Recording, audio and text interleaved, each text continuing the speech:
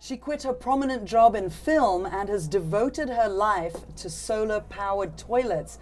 Let's find out why. Joining me now is Sanchaita Raju. Great to meet you. Why did you do it?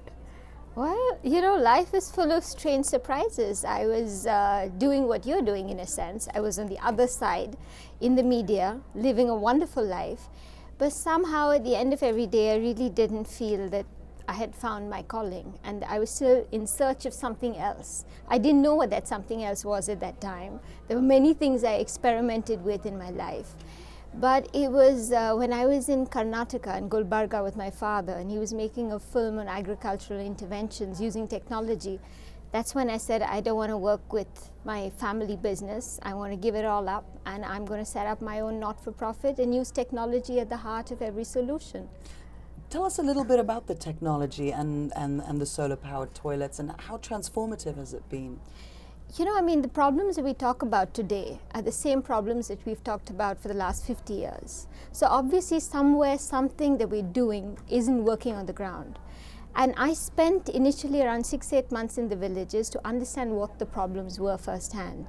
And I said I will work in the water and sanitation space and use slightly unconventional means. So basically what we do is the areas in which we work are off-grid. They don't have regular power supply, very erratic electricity. So I said we have abundant sunshine in India. Let's use technology, let's use solar power. I bring in people who have expertise for the duration of a project, and we install water treatment stations. And the most important part of what we do is we use bio-toilets. Now, I don't know. What's a bio-toilet? Yes. That was your why. I don't know if anyone knows what a bio-toilet is. But it's all kind of bio. Yeah. Well, the most important part of a toilet is the waste disposal system that's in place. And in areas where I work, there is absolutely no sewage network. There are no secondary waste disposal systems that are in place. So basically what happens is you have human beings who have to go and clean out human excreta, clean out the tanks that are built. And given our caste structure, that is something that just doesn't happen. Nobody likes to deal with human excreta, So that's why bio-toilets comes in as a fantastic solution, because there is no human intervention that's required. There is a tank that's put underground, and quite simply all that it does is it eats up all the solid waste. So there's an inoculum of bacteria. It's very eco-friendly. It regenerates on its own, and it is a perfect solution for the sanitation crisis that we live in India. What do you think is the one question that women today, women changing their lives like you have and following their passions, what is the one question that a woman has to ask herself? That at the end of the day, are you happy? Are you doing what your heart wants you to do? Are you following your instinct or not? Or are you just going down the conventional path and doing what society expects you to do or your family expects you to do? I think that life is short, and you should just do what makes you happy, and that is always the best thing to do for you and for the people around you, because if you're happy, that's when you make people around you also happy. What do you think is the number one issue facing women in your region today? Well, the fact that our voice isn't always heard. You have so many things you want to say, but there are not too many people who want to listen. And you can't wait for people to come and listen. You have to just go and shout and make sure that you're heard. I think that is very important.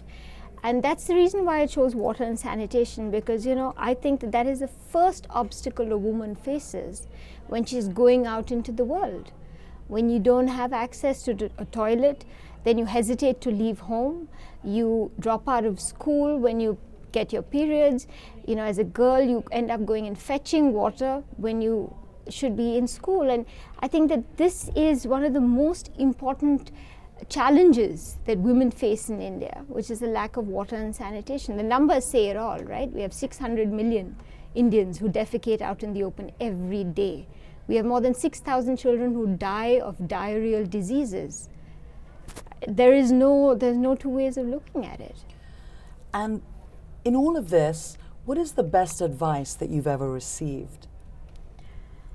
Well, to always believe in myself. And I've got that advice from my mother, because I've made many mistakes, the many disasters that have happened in my life. I'm not going to say it was really, all I've never had one disaster. No, I'm joking. It's not been smooth sailing, but my mom has always taught me that, you know, don't look to others for approval.